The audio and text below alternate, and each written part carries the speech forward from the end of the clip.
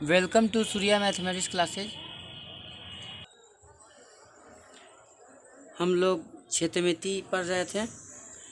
पिछले वीडियो में क्षेत्रमिति में जितने भी महत्वपूर्ण फार्मूला है, सूत्र है, वो सभी का सभी बताया जा चुका है। उम्मीद है कि आप लोगों ने याद भी कर लिया होगा। तो अब उसके आधार पर हम लोग क्वेश्चन पढ़ रहे हैं। प्रश्नावली 14 का ए, प्रश्नमाला 14 क्वेश्चन नंबर 1। इस वीडियो में आपको क्वेश्चन नंबर 1, 2, 3, 4 बताया जाएगा। क्वेश्चन नंबर 1 से देखिएगा। क्वेश्चन नंबर 1 हम पढ़ रहे हैं। आप लोग भी किताब निकाल लीजिए, भारतीय one, page number 230, question number 1। Question हम पढ़ रहे हैं। त्रिभुज ABC में BC बराबर 18 सेमी और BC से A की दूरी 6 सेमी है, तो त्रिभुज का क्षेत्रफल बताएं। आपको याद होगा त्रिभुज का क्षेत्रफल का सूत्र होता है 1/2 गुना आधार गुना ऊंचाई। सबसे पहले हम लोग एक त्रिभुज का चित्र बनाएंगे, नाम दे देंगे ABC।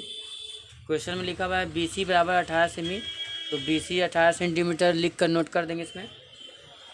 फिर लिखा हुआ है BC से A की दूरी 6 सेमी है।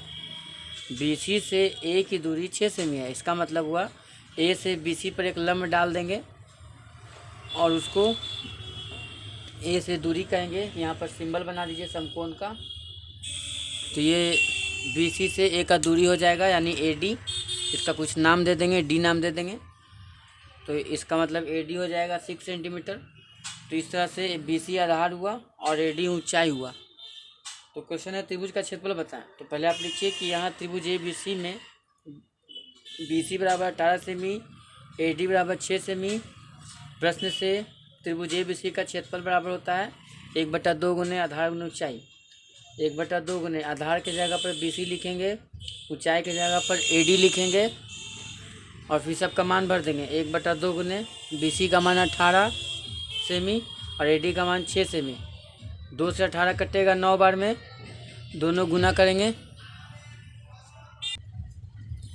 फिर 9 को 6 से गुना करने पर 9 छक 54 सेंटीमीटर स्क्वायर आंसर आ जाएगा। ये था क्वेश्चन नंबर 1। अब हम लोग क्वेश्चन नंबर 2 समझेंगे। क्वेश्चन नंबर 2 पढ़ ले रहे हैं, आप ध्यान से सुनिए क्वेश्चन को। क्वेश्चन है, यदि किसी समचतुर्भुज के विकर्णों की लंबाइयों का गुणनफल A सेमी स्क्वायर हो तो समचतुर्भुज का क्षेत्रफल निम्नलिखित में से कौन सा होगा। 4 ऑप्शन है, A semi square, 2A semi square, 3A semi square और 1/2 A सेमी स्क्वायर। तो देखिए बहुत ही आसान प्रश्न है। इसमें करना क्या है कि जो मालूम है पहले उसको लिखिए। आपको मालूम है यहाँ पर समचतुर्भुज के विकर्ण की लंबाइयों का गुणनफल A सेमी स्क्वायर है, तो आपको पता है समचतुर्भुज का क्षेत्रफल क्या होता है, लिखवाए थे। समचतुर्भुज का क्षेत्रफल होता है 1/2 गुने पहला विकर्ण गुना दूसरा विकर्ण।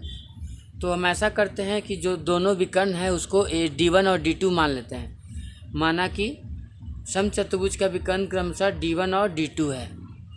तो क्वेश्चन में तो लिखा हुआ है कि उनके विकर्ण की लंबाइयों का गुणनफल A स्क्वायर है।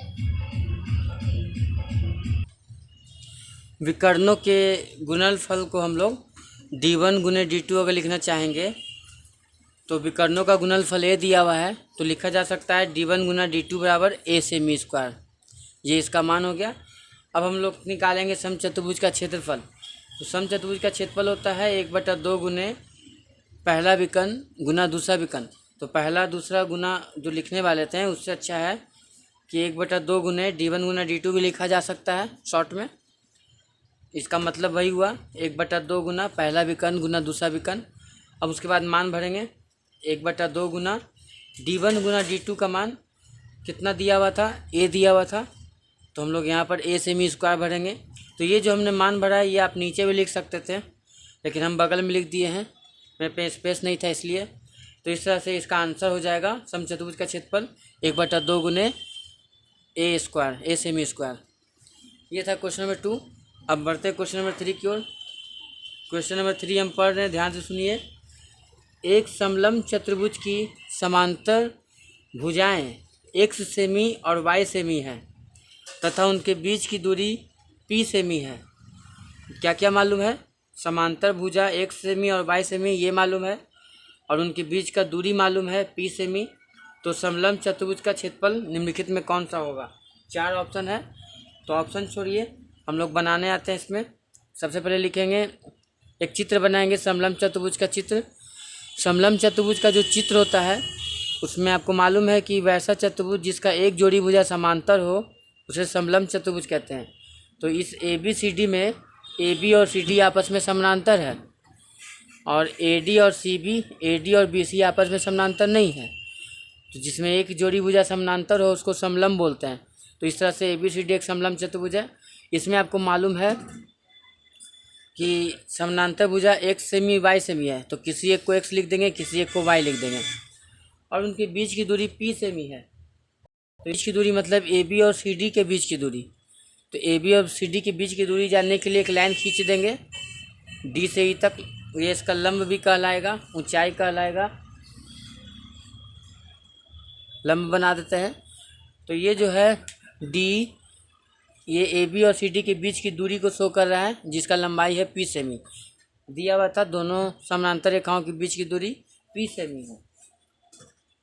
तो इस तरह से चित्र बन चुका है। अब हम लोग बनाने जा रहे हैं समलंब चतुर्भुज का क्षेत्रफल। तो लिखेंगे, चूँकि समलंब चतुर्भुज ABCD का क्षेत्रफल बराबर 1/2 गुने समानांतर भुजाओं का योग गुने ऊंचाई, ये समलंब चतुर्भुज का क्षेत्रफल का सूत्र होता है। तो 1/2 गुने समानांतर भुजा का योग का मतलब क्या क्या? समानांतर भुजा तो AB और CD है, तो उसका योग करने के लिए लिख सकते हैं AB + CD और गुना ऊंचाई, ऊंचाई के जगह पर लिख सकते हैं DE। तो लिख सकते हैं 1/2 गुने AB + CD गुना AE। AE नहीं, क्या हो जाएगा, DE। इसका ऊंचाई जो है वो DE है। तो इस तरह से लिखने के बाद आप सबका मान भरेंगे। 1/2 गुने AB के जगह पर x सेमी, DC के जगह पर y सेमी, सेमी मिलाकर एक बार लिख देंगे, सेमी सेमी ऐड करने पर सेमी होता है, और DE जो है उसका लंबाई p सेमी है। तो इस तरह से आ जाएगा 1/2 into x + y into p और सेमी सेमी गुना करने पर सेमी स्क्वायर। इस तरह से इसका आंसर इतना आ जाएगा। अब देखिए क्वेश्चन नंबर 4 का फर्स्ट। क्वेश्चन नंबर 4 में लिखा हुआ है कि त्रिभुज ABC में AD लंब है BC पर। देखिए एक फिगर बना हुआ है ABC जिसमें AD जो है BC पर लंब है। उसके बाद है कि अगर AD अनुपात BC दिया हुआ है 1:2। तो आप कहीं पढ़े होंगे कि जब भी अनुपात दिया रहता है तो उसके अनुपातों के गुणज को x माना जाता है और x मानने पर AD हो जाएगा 1x और BC हो जाएगा 2x। तो इसमें भी वही काम करेंगे, लिखेंगे माना कि अनुपातों का गुणज x है, इसलिए AD हो जाएगा 1x। तो 1 तो लिखते नहीं हैं, सिर्फ x लिखेंगे, 1 छिप जाता है, और BC हो जाएगा 2x। अब आगे क्वेश्चन में इंफॉर्मेशन है कि यदि त्रिभुज ABC का क्षेत्रफल 196 सेमी स्क्वायर हो, लिखेंगे प्रश्न से त्रिभुज ABC का क्षेत्रफल बराबर 196 सेमी स्क्वायर। फॉर्मूला लगा देंगे 1/2 गुने क्या होता है त्रिभुज का क्षेत्रफल, आधार गुने ऊंचाई। आधार कौन है? आधार है BC, ऊंचाई कौन है? ऊंचाई है AD। तो आप लिख सकते थे, मेरे पास स्पेस नहीं था इसलिए हमने लिख दिया आधार गुने ऊंचाई के जगह पर, आधार के जगह पर BC और ऊंचाई के जगह पर AD बराबर 196। अब यहाँ से कैलकुलेशन है 1/2 गुने BC के जगह पर आपको मालूम है 2x, AD के जगह पर आपको मालूम है x बराबर 196। तो इस तरह से 2 तो कट जाएगा ना। तो ये कटने के बाद x गुने x आएगा, x को x से गुना करके आता है x स्क्वायर बराबर 196। स्क्वायर उधर जाएगा तो रूट चढ़ेगा, तो x का स्क्वायर उधर जाएगा तो रूट चढ़ेगा, x बराबर आ जाएगा √196 सेमी स्क्वायर। 196 का वर्गमूल 14 होता है, तो x का मान आ जाएगा 14 सेमी। तो आपसे क्वेश्चन में क्या पूछा गया था? आपसे पूछा गया था तो आधार BC की लंबाई ज्ञात कीजिए। तो आधार आपका कौन है? BC है, तो लिखेंगे इसलिए अतः BC बराबर 2x, क्योंकि देखिए BC जो है वो 2x था। 2 गुने x के जगह पर जो जानते हैं वो भर देंगे, 14 से मिलाए थे और गुना करके आ जाएगा 28 सेमी। अतः त्रिभुज ABC का आधार जो है वो कितना आ जाएगा? 28 सेमी। इस तरह से ये क्वेश्चन नंबर 1 2 3 4 बनेगा। अब इसके बाद का जो क्वेश्चन है 4 का 2 3 5 इसमें से आप स्वयं बनाइए, आपसे अगर कोई बनता है तो आप बनाइए। ऐसे हम नेक्स्ट वीडियो में 4 का 2 से ही बताएंगे, पर आप एक बार प्रयास करके देखिए, अगर बनता है तो अच्छी बात है, बनाना चाहिए। उम्मीद करते हैं कि आपको ये वीडियो समझ में आ गया होगा। धन्यवाद।